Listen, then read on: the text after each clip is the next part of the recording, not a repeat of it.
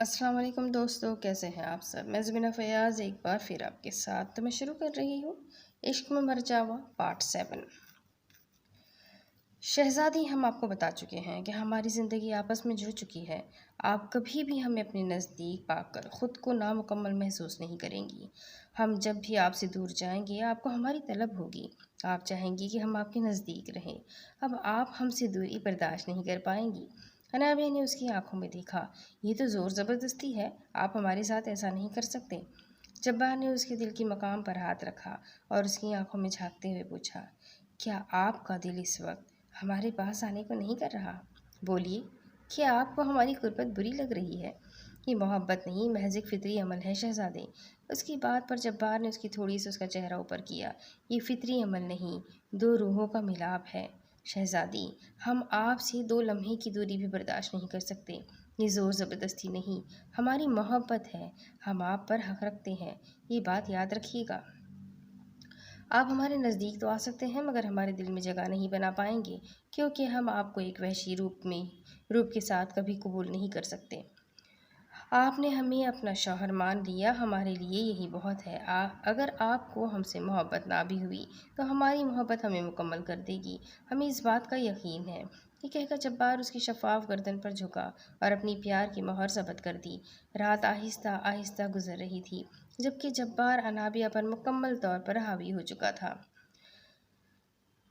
دوسری طرف تیمور اور سارا اس وقت دونوں لاؤنج میں بیٹھے ہوئے تھے۔ اس وقت انایا کے اسکول کے بارے میں ڈسکشن ہو رہی تھی کہ انایا کو کون سے اسکول میں بھیجا جائے۔ بھیا، انابیہ کے جانے سے گھر کتنا اکیلا ہو گیا ہے نا؟ ایسا لگ رہا ہے کہ وہ کبھی یہاں واپس آئے گی ہی نہیں۔ ایسا مت کہو، وہ واپس آئے گی، مجھے پورا یقین ہے، اور وہ بہت خوش تھی۔ تم جانتی ہو، میں نے اس کی آنکھ میں ایک چمک دیکھی تھی، اس لیے میں نے اسے کچھ بھی ایسا نہیں کہا جس کی وجہ سے وہ ہمارے لیے پریشان ہو۔ سب کچھ اتنا اچانک ہوا ہے نا بھیا، ہمیں سوچنے کا موقع بھی نہیں ملا۔ بس زندگی ایسی ہی ہے، 2 پل میں گزر جاتی ہے، اور ہم نادان انسان اس کو گزارنے کے لیے کتنے منصوبے بناتے رہتے ہیں۔ انایا بھاگتے ہوئے آئی اور تیمور کی گود میں بیٹھ گئی۔ انکل بابا، مجھے نیند نہیں آ رہی۔ انکل بابا، مجھے نیند نہیں آ رہی تھی، آپ مجھے کہانی سنانے نہیں آئے؟ میری بیٹی ابھی تک نہیں سوئی؟ سوری بابا، بزی تھے، اسی لیے وہ آپ کو کہانی سنانے نہیں آ سکے، مگر ابھی وہ اپنی پرنسس کو کہانی سنانے آ رہے ہیں۔ انایا کو اس نے اپنی گود میں اٹھایا۔ اسی لمحے اس کا فون جو ٹیبل پر پڑا تھا بج گیا۔ کال ایک انجان نمبر سے آ رہی تھی جس کے بارے میں وہ نہیں جانتا تھا۔ ہیلو، آگے سے ایک لڑکی کی آواز آئی۔ السلام علیکم، میں انسا بات کر رہی ہوں، انایا کی خالہ۔ وعلیکم السلام، آپ نے میرے نمبر پر کیوں کال کی ہے، وہ بھی اتنی رات گئے؟ میں آپ سے یہ کہنا چاہ رہی ہوں کہ میں نے کورٹ میں کیس دائر کر دیا ہے، میری اور آپ کی ملاقات آنے والے ہفتے میں ہوگی۔ یہ بات یاد رکھیے گا مسٹر خان کہ اپنی بھانجی کو میں آپ سے لے کر ہی رہوں گی۔ اوہ، تو محترمہ نے اس لیے اتنی رات گئے مجھے کال کی؟ تو میں آپ کو ایک بات بتاتا چلوں کہ جس کے خلاف آپ نے کیس کیا ہے وہ اس وقت سب سے بڑا بیرسٹر ہے، یہ بات یاد رکھ لیجیے گا۔ جس بچی کی آپ بات کر رہی ہیں اسے میں نے اپنی بیٹی بنا کر اپنے گھر میں جگہ دی ہے۔ ہمارے خاندان میں اپنی بیٹیوں کی حفاظت کے لیے اپنی جان بھی قربان کر دی جاتی ہے۔ اپنی بیٹی کے لیے صرف ایک ہی کیس لڑنا ہے، وہ میرے لیے بالکل مشکل نہیں۔ بہت گھمنڈ ہے نا آپ کو مسٹر خان، آپ کا یہ گھمنڈ میں نے توڑ نہ دیا تو میرا نام بھی انسا افندی خان نہیں۔ تو مس انسا افندی خان، اب یہ بات سن لیجیے کہ میری ملاقات آپ سے کورٹ میں ہی ہوگی، تو آپ کو میرے بارے میں اچھے سے علم ہو جائے گا۔ ابھی میں اپنی بیٹی کو کہانی سنانے جا رہا ہوں، مجھے امید ہے آپ میرا وقت ضائع نہیں کریں گی۔ یہ کہتے ساتھ ہی اس نے کال بند کر دی۔ عجیب لڑکی ہے، اس نے تو تنگ کر کے رکھا ہوا ہے، جب میری بیٹی کو اس کی ضرورت تھی تب یہ نہیں تھی، اور اب آ رہی ہے، میں ہرگز اسے جیتنے نہیں دوں گا۔ بھیا، یہ آپ کے لیے مسئلہ بنائے گی بعد میں، ایسا کچھ بھی نہیں ہوگا، تم اپنے بھائی کو نہیں جانتی، میں جا کر اسے سلاتا ہوں، تم بھی جا کر سو جاؤ، اس کو تو میں خود ہی دیکھ لوں گا۔ یہ کہہ کر تیمور اپنے کمرے کی طرف چلا گیا۔ یہ لوگ نہیں جانتے تھے کہ قسمت دور کھڑی ان پر مسکرا رہی ہے، کہ اس کے کھیل بڑے ہی نرالے ہوتے ہیں۔ تیمور کمرے میں بیٹھا اپنی فائل اسٹڈی کر رہا تھا، اسے موبائل پر کال آئی۔ آج بھی ایک انجان نمبر سے کال تھی، اس کو وہی لگا کہ انابیہ کی کال ہوگی۔ Taimur Khan, yes I am Taimur Khan, میں ساجد افندی خان بات کر رہا ہوں، تم مجھ سے واقف تو ہوں گے نا؟ تیمور نے کرسی سے ٹیک لگائی۔ آپ کو کون نہیں جانتا محترم، بولیے، کوئی دھمکی رہ گئی تھی جو آپ مجھے دینا چاہتے ہیں؟ میں تمہیں کوئی دھمکی نہیں دے رہا، میرا مقصد صرف اتنا ہے کہ اس بچی کو تم خود تک ہی محدود رکھو۔ یہ جو کیس کا ڈرامہ لگا ہوا ہے اسے ختم کرو۔ مجھے وہ بچی نہیں چاہیے، تم اسے رکھ لو، میری بیٹی کو اس سے دور کرو۔ وہ جذباتی ہے، اسے نہیں معلوم کہ وہ بہت زیادہ جذباتی ہے۔ وہ اس بات کو نہیں جانتی کسی کی پرائی اولاد کو پالنا بہت زیادہ مشکل کام ہے۔ اسی خاطر میں تمہیں یہ بات کہہ رہا ہوں کہ اب تم نے اس بچی کی ذمہ داری بھی لی ہے تو پوری طرح سے نبھاؤ بھی۔ ہمیں اس بچی سے کوئی غرض نہیں، اس کی ماں سے ہمارا تعلق اسی دن ٹوٹ گیا تھا جس دن وہ ہمارے گھر کی دہلیز پار کر کے اس کے باپ کے ساتھ چلی گئی تھی۔ آپ کی اطلاع کے لیے عرض کرتا ہوں کہ میں نے آپ کی بیٹی کو نہیں کہا کہ وہ مجھ پر کیس کرے یا میری بچی کو لینے کے لیے آئے۔ آپ کی بیٹی خود ہی مجھ پر کیس کر چکی ہے، اس لیے میرے ساتھ مت ایسی بات کرے۔ میں اپنی بیٹی کو مجھ سے ایسی بات نہ کرے، پہلے اپنی بیٹی کو اپنے کنٹرول میں کرے۔ وہ تو میں اچھے سے کر ہی لوں گا، مگر تم سے ایک گزارش یہ ہے کہ اب اس بچی کو اپنے پاس ہی رکھو۔ ہمارا اس سے کوئی تعلق نہیں، بے فکر رہیے۔ ہمارا خاندان اتنی عزت رکھتا ہے کہ اپنی بچیوں کی ذمہ داری اٹھا سکے۔ امید ہے آپ مجھے دوبارہ کال نہیں کریں گے۔ یہ کہہ کر تیمور نے فون بند کر دیا۔ اس کا دماغ خراب ہو رہا تھا کہ باپ کچھ اور کہتا ہے اور بیٹی کچھ اور کہتی ہے۔ اب اس نے ان دونوں کو ٹھکانے لگانا تھا، اس نے یہ بات سوچ لی تھی۔ انابیہ کی آنکھ صبح کھلی تو اس کے ساتھ جبار نہیں تھا۔ وہ کمرے میں اکیلی تھی جبکہ کلاس ڈور سے پردہ ہٹا ہوا تھا اور باہر کے منظر سے یہ پتہ چل رہا تھا کہ صبح ہو چکی ہے۔ اس نے اپنے اوپر سے کمبل ہٹایا اور واش روم کی طرف چلی گئی۔ کمرے میں اس وقت آتش دان جل رہا تھا۔ جبار یہ آتش دان جلا کر گیا تھا۔ وہ جانتا تھا کہ جب انابیہ اٹھے گی تو خاصی سردی ہوگی۔ واش روم سے نکلنے کے بعد انابیہ نے ہلکا پھلکا سا سفید رنگ کا ایک فراک پہنا جو اس کے پاؤں تک جا رہا تھا۔ دروازہ کھٹکھٹایا گیا۔ تاج دروازے پر تھی۔ آ جاؤ اندر۔ شہزادی کو ان کے غلام کا سلام۔ شہزادے کہہ کر گئے تھے کہ آپ دیر سے اٹھیں گی تو آپ کو ناشتہ کروا دیا جائے، اس کے بعد آپ کو محل گھمایا جائے، اور لوگوں سے ملوایا جائے۔ تمہارے شہزادے اس وقت کہاں پر ہے؟ کیا وہ خود محل میں نہیں ہے؟ نہیں شہزادی، وہ تو فجر کی نماز پڑھنے کے بعد ہی باہر اپنے کاموں کے لیے نکل جاتے ہیں۔ بہت کم وہ لوگ گھر میں ناشتہ کرتے ہیں، جس میں سردار اور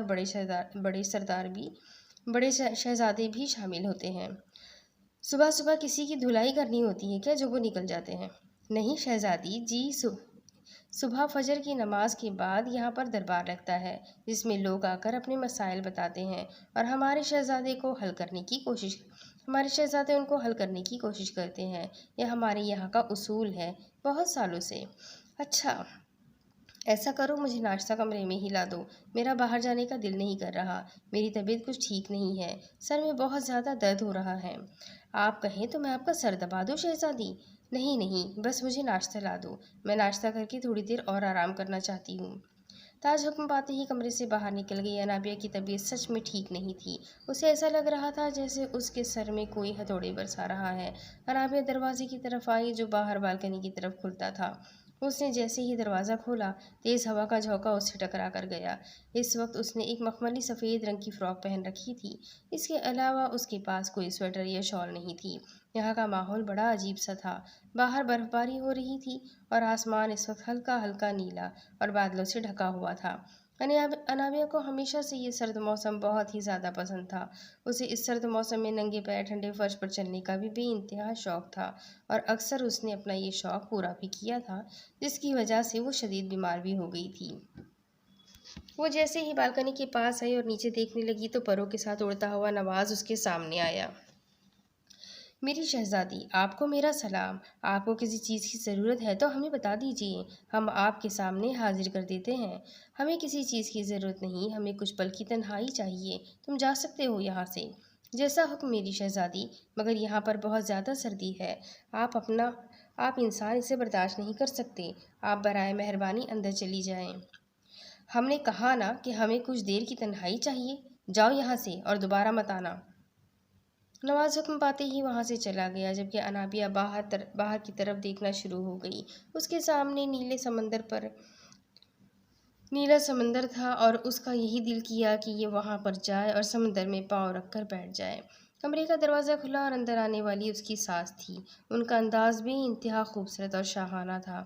اس وقت وہ خوبصورت گولڈن رنگ کے لمبے فراک میں ملبوس تھی جس کے اوپر گولڈن رنگ کی موٹی چادر کر رکھی تھی جس سے انہیں بالکل سردی نہیں لگ رہی تھی۔ شہزادی، آپ اتنی سردی میں باہر کیا کر رہی ہیں؟ آ جائیے اندر بیٹا۔ انہوں نے گلاس ڈور کے پاس کھڑے ہوئے انابیہ کو آواز دی۔ ہم کچھ دیر یہاں پر رہنا چاہتے ہیں ملکہ، ہمارا دل اندر بہت زیادہ اداس ہے۔ ملکہ آہستہ آہستہ چلتے ہوئے اس کے پاس آئی اور اس کا ہاتھ تھام کر اسے اندر کی طرف لائی اور دروازہ بند کر دیا۔ آپ یہ سردی برداشت نہیں کر پائیں گی۔ اگر آپ لوگ یہ بات جانتے تھے کہ ہم اس دنیا کی سردی برداشت نہیں کر سکتے تو ہمیں یہاں پر لائے ہی کیوں؟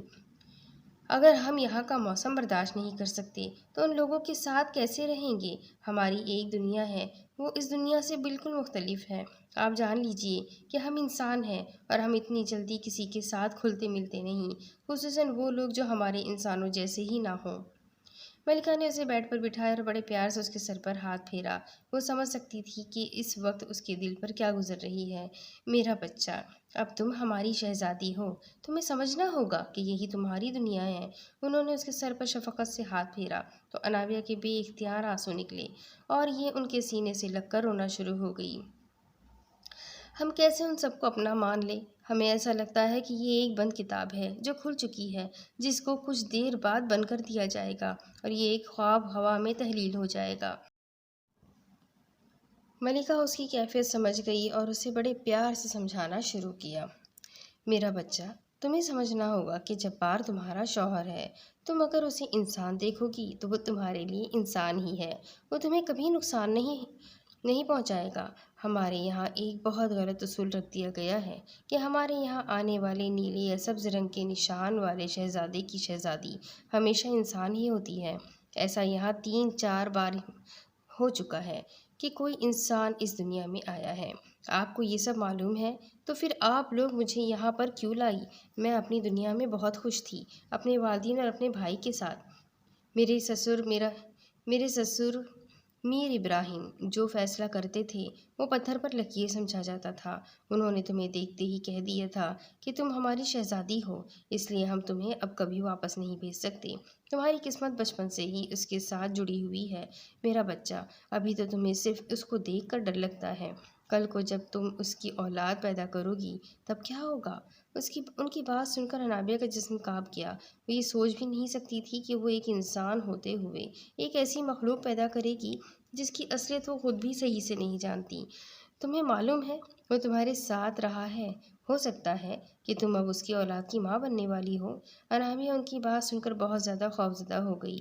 یہ سچ تھا کہ جبار کے ساتھ رہتے ہوئے اس نے ایک بات سوچی ہی نہیں تھی کہ ان کی اولاد بھی ہو سکتی ہے۔ نہیں، ہم ان کی اولاد کو پیدا نہیں کریں گے۔ ہم ایک ایسی اولاد کو پیدا نہیں کریں گے جس کی شناخت کے بارے میں ہمیں علم ہی نہ ہو۔ یہ قدرت کا قانون نہیں کہ میں انسان ہوں اور بچہ غیر مرئی مخلوق ہو۔ ہم غیر مرئی مخلوق نہیں، ہم خاص ہیں۔ میرا بیٹا، تم یہ بہت جلد جان جاؤ گی۔ تم چاہو نہ چاہو تمہیں اس کی اولاد کو پیدا تو کرنا ہی ہوگا۔ تمہارے نصیب میں اس کی اولاد کو پیدا کرنا لکھ دیا گیا ہے۔ ایسا مت کہیے ملکہ، ہم اس رشتے کو نہیں مان رہے تو ہم ان کی اولاد کو کیسے اس دنیا میں لائیں گے؟ ملکہ نے اسے خود سے الگ کیا اور اس کی آنکھیں صاف کی اور سر پر پیار دیا۔ جتنی جلدی تم سب کو اپنا لو اور اپنا مان لو گی اتنی ہی جلدی تمہارے لیے انہیں قبول کرنا آسان ہوگا۔ ہمارے لوگ بہت معصوم ہیں، جب تم ان سے محبت کرو گی وہ تم سے اس سے کئی گنا زیادہ محبت کریں گے۔ تم اپنی صحت پر دھیان دو۔ بس تاج ناشتہ لا رہی ہے، وہ تمہیں تیار کرے گی، پھر تم تھوڑی دیر کے لیے باہر باغ میں جانا اور گھوم لینا۔ ملکہ اس کے سر پر ہاتھ پھیرتے ہوئے اٹھ گئی۔ انابیہ سمجھ چکی تھی کہ ان سب لوگوں کی سوچ ایک ہی ہے، ان سے بات کرنے کا کوئی فائدہ نہیں۔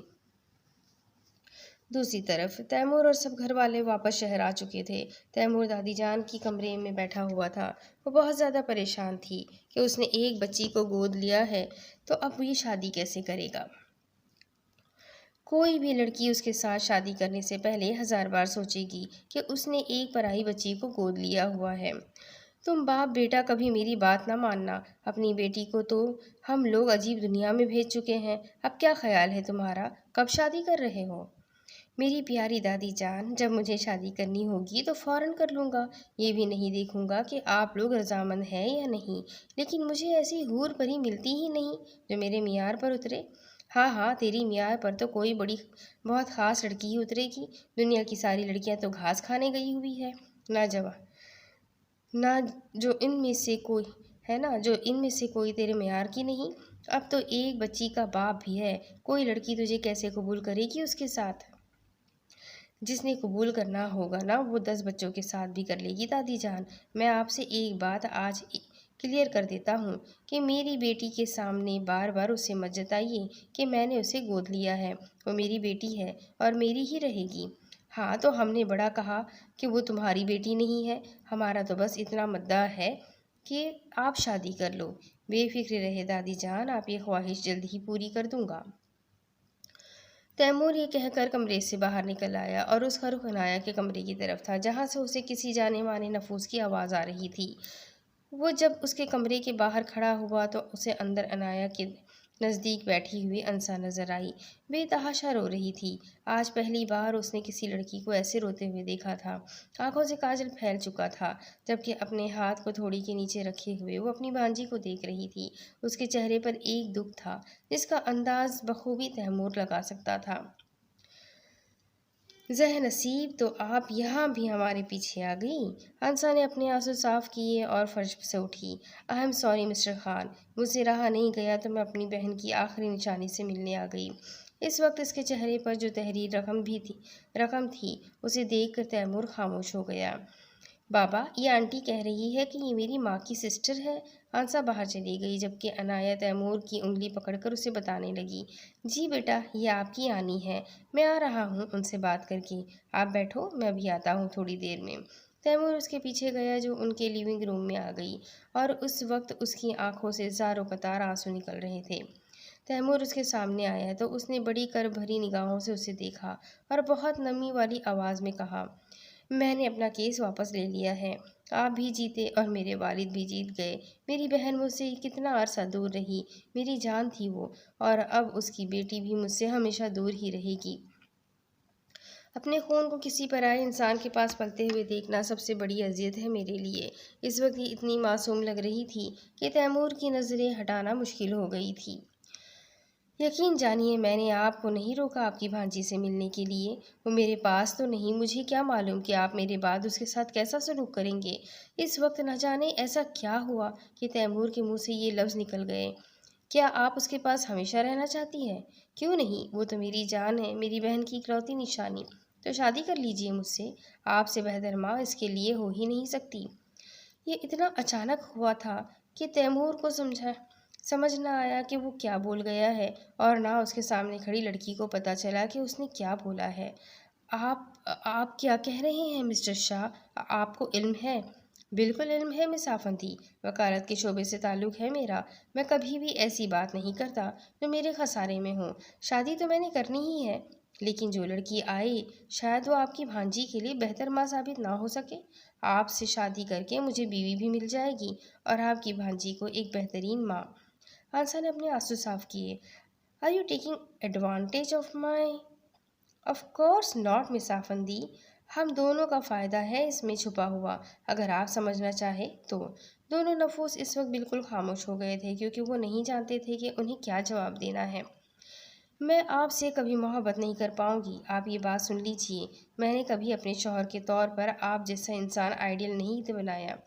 बेफिक्र रहिए, आप भी मेरे आइडियल के नज़दीक नहीं हैं, मगर अपनी बच्ची की अच्छी तरबियत के लिए मैं कुछ भी कर सकता हूँ, चाहे वो दुश्मन की बेटी को ही क्यों ना अपनाना पड़े।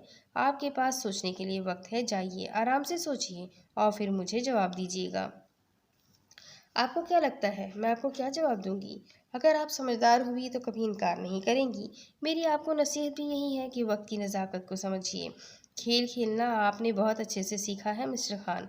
तैमूर नीचे झुका और उसके चेहरे के करीब जाकर बोला, इसके अलावा भी हमने बहुत कुछ अच्छे से सीखा है, अगर आप जान पाए तो। चलता हूँ मिस आफंदी, फिर मुलाकात होगी। तैमूर अपनी बात करके चला गया, जबकि आंसा इस वक्त गहरी सोच में थी। उसे एक मुश्किल तरीन फैसला लेना था। वो जानती थी कि उसके फैसले का असर उसकी भांजी पर ही पड़ेगा। दूसरी तरफ अनाबिया इस वक्त ताज के साथ बाग में टहल रही थी। उसे ताज ने बहुत खूबसूरत तरीके से तैयार किया था, जैसे कि बिल्कुल दुल्हन हो। تاج تم ایسا کرو، میرے لیے کچھ کھانے کو لے آؤ، دوپہر کو بھی میں نے بہت کم کھانا کھایا تھا۔ شہزادی آپ کا حکم، میں ابھی جاتی ہوں اور لے آتی ہوں۔ شام ہونے والی ہے، سردی بڑھ رہی ہے، آپ اپنے اوپر ایک اور چادر لے لیجیے۔ ٹھیک ہے تم جاؤ، میں یہاں پر ہی ہوں، میرے اور بھی ملازم ہیں، وہ میرا دھیان رکھ لیں گے۔ جیسا حکم شہزادی، ہم ابھی واپس آتے ہیں۔ تاج کے جاتے ہی اس نے ارد گرد دیکھا، یہ جس حصے میں تھی وہاں پر گارڈ نہیں تھے۔ اس نے دیکھا یہاں پر ایک بہت بڑا خوبصورت سا دروازہ باہر کی طرف نکلتا تھا۔ اسے یہ اندازہ ہو گیا کہ اس سے باہر جانے کا راستہ ہے۔ اس نے اپنی ملازمہ کو اندر پانی لینے بھیج دیا اور خود تیز قدم اٹھاتی اس دروازے تک پہنچی۔ سورج غروب ہونے والا تھا، اس کو امید تھی کہ یہ اس جگہ پر پہنچ جائے گی جہاں سے وہ لوگ مزار پر پہنچ جاتے ہیں۔ اسے یہ معلوم نہیں تھا کہ کس طرح جبار اسے اپنی دنیا میں لے آتا ہے، مگر اسے امید تھی کہ یہ کوئی نہ کوئی راستہ ضرور ڈھونڈ لے گی۔ باہر نکلتے ہی سرد ہوا نے اس کا استقبال کیا۔ اس نے اپنے اوپر کوئی چادر بھی نہیں لی تھی، اور چادر جو تھی وہ بھی پھینک دی تھی، کیونکہ اسے بہت دور تک بھاگنا تھا۔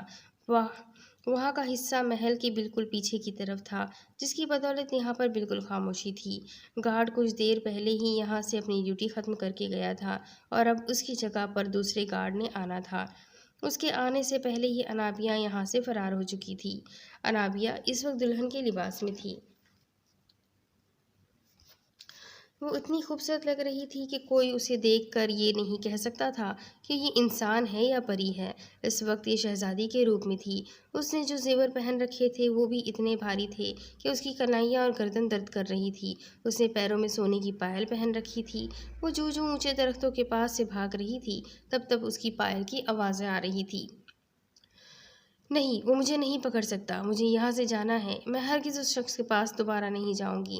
وہ جیسے جیسے راستہ طے کر رہی تھی ویسے ویسے اس کے پاؤں زخمی ہو رہے تھے۔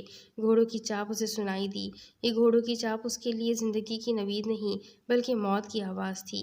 میں اس شخص کے پاس دوبارہ نہیں جانا چاہتی، میں اس کی بیوی نہیں ہوں، وہ مجھے اپنی حسین دنیا میں قید کر لے گا، نہیں بننا چاہتی میں اس کی شہزادی۔ وہ اور تیز بھاگنے لگی، اس کا دوپٹہ درخت کے اندر اٹکا اور اتر گیا۔ خوبصورت سنہری بال کھل کر بکھر گئے، اس کا دوپٹہ شانوں پر آ گیا۔ گھوڑوں کی چاپ اور تیز ہو گئی۔ وہ جو ہی اونچے پتھر سے نیچے آئی، اسے زوردار چوٹ لگی اور وہ وہیں پر گر گئی۔ پیچھے سے ایک خوبصورت کالے رنگ کا گھوڑا اس کے پاس آ کر رکا، اور وہ جانتی تھی کہ اس گھوڑے سے کون اترے گا۔ یہاں پر کیوں آ گئی آپ میری جان؟ کتنے پریشان ہو گئے ہیں ہم اور ہمارے لوگ، ہماری جان نکل گئی ہے آپ کو اس حالت میں دیکھ کر۔ جبار کے قد و قامت کو دیکھ کر ہی اسے خوف آ رہا تھا۔ وہ سوچ بھی نہیں سکتی تھی کہ وہ اس شخص کے ساتھ اس کی بیوی بن کر رہے گی۔ اس کے وجود سے اس کا وحشی پن ظاہر ہوتا تھا۔ اس کی آنکھیں اس وقت اندھیرے میں بھی چمک رہی تھی۔ نہیں شہزادے، میں آپ کے ساتھ ہرگز نہیں جاؤں گی، میرا آپ سے کوئی تعلق نہیں، میرا آپ کی دنیا سے کوئی تعلق نہیں، میں ایک عام انسان ہوں جبکہ آپ ایک بادشاہ۔ آپ جانتی ہیں اس بادشاہ کی ایک ہی ملکہ ہے، انابیہ خان۔ نہیں، میں اس کی ملکہ نہیں، میں کسی کی ملکہ نہیں، میں صرف اور صرف انابیہ شجاع خان ہوں۔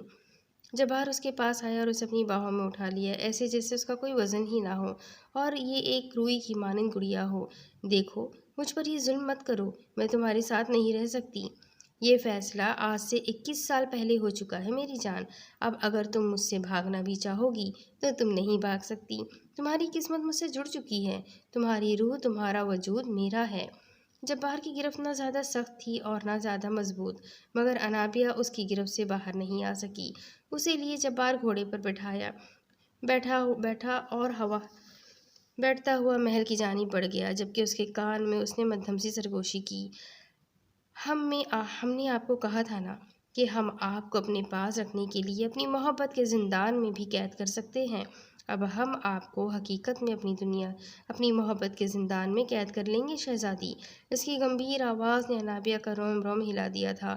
وہ نہیں جانتی تھی کہ اس کے ساتھ اب کیا ہونے والا ہے، اس کا شوہر اس کے ساتھ اب کیا سلوک کرے گا۔ انابیہ کو کمرے میں لا کر جبار اس کے سامنے گھٹنے کے بل بیٹھا، اس کے پیروں سے خون نکل رہا تھا۔ کیا ضرورت تھی یوں اٹھ کر باہر جانے کی، جب معلوم تھا کہ آپ یہاں سے باہر نہیں جا سکتی؟ آپ چاہتی ہے کہ ہم سچ میں آپ کو قید کریں تو آپ کی خواہش ہم پوری کر دیتے ہیں۔ اب آپ اس محل سے ہمارے بغیر کہیں نہیں جا سکتی۔ ہم پہلے بھی آپ کی اجازت کے بغیر نہیں جا پاتے تھے۔ ہمیں یہاں آئے 1 ہفتہ ہی ہوا ہے اور ہم جان چکے ہیں کہ یہاں ہم کوئی ملکہ نہیں بلکہ ہم قیدی ہیں۔ جبار نے اس کے پیر اپنے گھٹنے پر رکھے ہوئے تھے اور ان پر وہ عجیب سے پتوں سے بنی ہوئی کوئی دوائی لگا رہا تھا، جس سے انابیہ کو اور زیادہ تکلیف ہو رہی تھی، مگر اس کے زخم ختم ہونا شروع ہو گئے تھے۔ انابیہ غور سے اس کا چہرہ دیکھ رہی تھی، اپنے کام میں اتنا زیادہ مصروف تھا کہ اس نے ایک نظر بھی اٹھا کر اس کی طرف نہیں دیکھا۔ ہمیں اپنے گھر جانا ہے، آپ ہمیں ہمارے گھر چھوڑ دیجیے۔ جبار نے اس کا پیر زمین پر رکھا اور خود اس کے مقابل آ کر بیٹھ گیا۔ میری ایک بار کی کہی ہوئی بات آپ کو بالکل بھی سمجھ نہیں آتی؟ آپ کو شہزادی کے اصول سکھانے ہوں گے کہ ایک شہزادی کے اصولوں میں یہ بات آتی ہے کہ شہزادہ جو بات کہہ دے وہ پتھر کی لکیر ہو جاتی ہے۔ انابیہ نے چڑھ کر اپنا منہ موڑ لیا اور غصے سے کہا، نہ میں آپ کو اپنا شہزادہ مانتی ہوں اور نہ شوہر۔ اصولوں کی بات تو پھر مجھ پر لاگو ہی نہیں ہوتی۔ جبار نے اس کا چہرہ اپنی طرف موڑا اور سامنے شیشے پر پڑے تاج کی طرف دیکھنے لگ گیا، جو اس کے ہاتھ کے اشارے سے ہی انابیہ کے سر پر خود بخود آ گیا۔ کوئی بھی ایسی بات کرنے سے پہلے سوچ لیجیے گا کہ آپ نے عہد لیا ہے اور اب اپنا عہد ہرگز نہیں توڑ سکتی آپ۔ انابیہ نے یہ تاج اپنے سر سے اتارنا چاہا مگر نہیں اتار پائی۔ کوشش بھی مت کریے، یہ اب آپ کا ہی ہے کیونکہ یہ آپ کی روح سے جڑ چکا ہے۔ اس نے آنکھیں بند کی اور اگلے ہی لمحے تاج اس کے سامنے دروازے سے نمودار ہوئی۔ شہزادے اور شہزادی کو میرا سلام۔ مجھے یاد کیا تھا شہزادے آپ نے؟ آج کے بعد تمہاری شہزادی میری اجازت کے بغیر محل کے باہر قدم بھی نہیں رکھے گی۔ ان پر پابندی ہے، یہ کہیں بھی ہماری اجازت کے بغیر یا ہمارے بنا نہیں جائے گی۔ پہلے ہم بڑا کون سا آزاد تھے جو آپ ہم پر پابندی لگا کر اور احسان کر رہے ہیں؟ تاج انابیہ کی چلتی ہوئی زبان دیکھ رہی تھی، جو شہزادے کے ساتھ ایسے باتیں کر رہی تھی جیسے شہزادے سے کوئی خوف ہی نہیں تھا۔ تاج نے شہزادے کا اصل روپ دیکھا ہوا تھا اور وہ جانتی تھی جب شہزادے کو غصہ آتا ہے تو وہ اگلے بندے کا کیا حال کر دیتے ہیں۔ تاج، تم ذرا باہر تو جاؤ، تمہاری شہزادی کی عقل ٹھکانے لگانی ہے ہم نے۔ تاج پورا باہر نکل گئی جبکہ جبار نے انابیہ کو اپنی باہوں میں اٹھایا اور گلاس ڈور سے بالکنی کی طرف آ گیا۔ اس نے آنکھیں بند کی تو اس کا اصل روپ آ گیا۔ انابیہ نے ڈر کر اپنی آنکھیں بند کر لی۔ جبار اسے لیے اپنے پروں سمیت اڑ گیا۔ انابیہ کی تو آنکھیں کھولنے کی بھی ہمت نہیں ہو رہی تھی۔ آنکھیں کھولے اور یہ حقیقت دیکھے، میری حقیقت یہی ہے اور اب آپ کو اسی حقیقت کے ساتھ زندہ رہنا ہے۔ یہ اسی لیے اور بلندی پر چلا گیا اور انابیہ کو لگ رہا تھا کہ وہ جیسے بادلوں کو چھونے والے ہیں۔ پلیز نیچے لے کر جائیں مجھے، آئندہ کے بعد میں ایسا کچھ نہیں کروں گی۔ ابھی نہیں، آج کا سارا دن آپ اپنے لوگوں کے درمیان گزاریں گی۔ ہم آج کی رات اپنے لوگوں کے درمیان رہیں گے تاکہ آپ کو علم ہو کہ اب ہم سے زیادہ آپ کی زندگی میں کوئی بھی اہم نہیں ہے۔ انابیہ کو لیے وہ بستی کی طرف آیا۔ اس سے آگے لوگوں کے گھر تھے۔ وہ اسے لیے نیچے اترا۔ اس کے اترتے ہی کچھ عجیب سی شکل والا انسان ان کے سامنے آیا۔ شہزادے اور شہزادی کو میرا سلام، آپ نے آج یہاں آ کر ہمیں عزت بخشی ہے۔ وعلیکم السلام۔ جاؤ اور جا کر ایک اچھا سا کمرہ تیار کرو، آج شہزادی اور ہم یہاں پر ہی رکیں گے۔ غلام حکم پاتے ہی نکل گیا۔ یہاں آس پاس بہت سے عجیب سے لوگ تھے۔ ایک عجیب سا آدمی نما بندہ جو بونا سا تھا، وہ ان کے پاس سے گزرا۔ وہ ایک جن تھا۔ انابیہ نے اسے غور سے دیکھا تو اس آدمی نے انابیہ کی طرف دیکھا۔ اس آدمی کے دانتوں پر لگا خون انابیہ کو نظر آیا۔ اس کے ہاتھ میں گوشت کے کچے ٹکڑے تھے جو وہ کھا رہا تھا۔ انابیہ نے جبار کے کندھے کو اور مضبوطی سے تھام لیا۔ اسے الٹی آنے لگ گئی تھی۔ جبار، پلیز مجھے یہاں نہیں رہنا، یہ لوگ کتنے عجیب ہیں، مجھے وحشت ہو رہی ہے۔ نہیں شہزادی، آج آپ ان لوگوں کو دیکھیں تو آپ کو احساس ہوگا کہ آپ نے اب ان کے ساتھ ہی رہنا ہے۔ انابیہ نے اس کے ہاتھوں کو مضبوطی سے پکڑ لیا۔ اسے اس وقت بس ان لوگوں میں یہی اپنا لگا، حالانکہ عام حالات میں انابیہ اس کے ساتھ کبھی ایسے چپک کر کھڑی نہ ہوتی۔ انابیہ کو ساتھ ہی لگائے وہ آگے کی طرف بڑھا۔ ہر طرف عجیب سے لوگ تھے۔ ایک کو تو دیکھ کر انابیہ اپنا سر ہی جبار کے سینے سے نہیں اٹھا رہی تھی۔ اس عورت کی ٹانگیں ہی نہیں تھیں اور وہ بہت مزے سے آدھی ہوا میں اڑ رہی تھی۔ جبار، جی جانے جبار، میرا دل حلق میں آ گیا ہے، اگر تھوڑی دیر یہاں رکے تو میں آپ کو بتا رہی ہوں مجھے کچھ ہو جائے گا۔ جبار نے اس کا چہرہ سامنے کیا اور اس کی آنکھوں کو چوما۔ جب میں آپ کو قبول ہوں، میرے پاس آپ کی جان محفوظ ہے، تو پھر یہ لوگ بھی اپنے ہیں۔ ابھی یہ بات ہی کر رہے تھے کہ ایک شیر چنگھاڑتا ہوا ان کے قریب آ گیا۔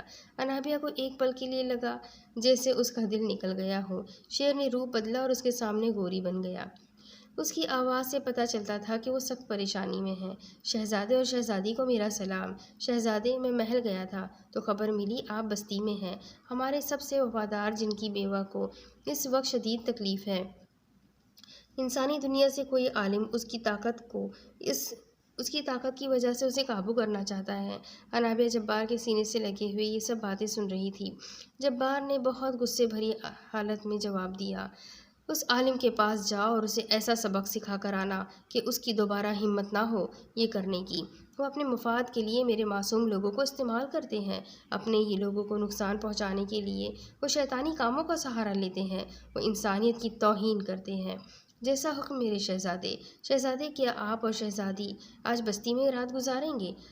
آج ہم یہاں ہی رکیں گے، یہ سچ ہے۔ گوری، تم جاؤ اور اگر میری ضرورت پڑی تو مجھے ضرور بتا دینا۔ گوری پھر سے شیر بن گیا، جبکہ انابیہ کو اب کوفت ہو رہی تھی۔ وہ جبار سے جان چھڑوانا چاہ رہی تھی، مگر آج کے دن یہ بری طرح جبار کے ساتھ پھنس چکی تھی، اوپر سے ان کی باتیں جو اس کی سمجھ سے باہر تھی۔ انابیہ اس وقت خاموشی سے ساری بات سن رہی تھی، جبکہ پاس سے گزرنے والے بندے ان کے آگے جھک کر جا رہے تھے۔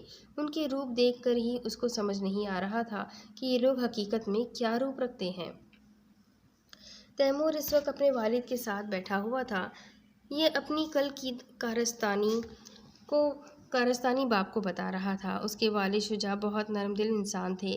وہ سمجھ نہیں پائے تھے کہ ان کے جان عزیز بیٹے نے یہ فیصلہ کیوں کیا ہے۔ وہ اپنے بیٹے کی فطرت سے بھی واقف تھے کہ وہ کسی کو تکلیف نہیں دے سکتا، مگر یوں اس کے اچانک فیصلے نے انہیں حیران کر دیا تھا۔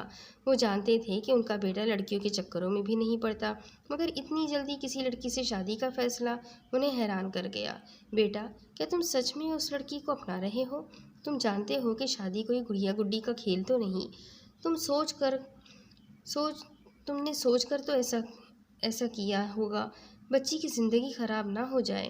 بابا، آپ جانتے ہو کہ میں اپنی زندگی میں فیصلے بہت سوچ سمجھ کر کرتا ہوں، اس لیے شادی عنایہ کے لیے بہترین ثابت ہوگی، اور اس کو بھی بہت خواہش ہے کہ وہ اپنی بھانجی کے ساتھ رہے۔ بیٹا، یہ تو ایک سودا ہوا نا، شادی میں سودا نہیں ہوتا، تم کبھی خوش نہیں رہ پاؤ گے۔ بابا، وہ میری بیوی ہوگی، اور آپ جانتے ہیں کہ میں خود سے جڑے رشتے کی کس قدر حفاظت کرتا ہوں اور انہیں کتنی عزت دیتا ہوں۔ وہ تو پھر میری بیوی ہوگی، میری شریک سفر اور میری ساتھی۔ اگر وہ انکار کر گئی تو پھر تم کیا کرو گے؟ تم جانتے ہو یہ اس کی مرضی پر منحصر ہے کہ وہ تمہیں ہاں کرتی ہے کہ نہیں۔ آپ کیا سمجھتے ہیں کہ آپ کا بیٹا ایسے ہی کوئی بات کر دیتا ہے؟ میں اچھے طریقے سے اس کی آنکھیں پڑھ کر بتا سکتا تھا کہ وہ اسی وقت ہاں کر دیتی، مگر اسے سوچنے کے لیے کچھ وقت چاہیے تھا۔ اس کے والد ضرور اس رشتے کی مخالفت کریں گے، مگر میں انہیں اپنے طریقے سے ہینڈل کر لوں گا۔ ٹھیک ہے، تم بیٹھو، میں جا کر کیس پر کام کرتا ہوں۔ شجاع خان یہ کہہ کر اٹھ گئے۔ تیمور کھڑکی کے پاس اپنی کافی کا مگ لے کر کھڑا ہو گیا۔ کل نہ جانے اسے کیا ہو گیا تھا کہ اس لڑکی کی معصوم شکل دیکھ کر یہ برداشت نہ کر پایا۔ اس کا اس سے شادی کرنے کا کوئی ارادہ تو نہیں تھا، مگر اس کے چہرے کی معصومیت دیکھ کر اس کے دل میں ایک ہلچل مچی اور اس نے فوراً ہی اسے پرپوز کر دیا۔ یہ اچھے سے جانتا تھا کہ وہ کبھی نہیں کرے گی۔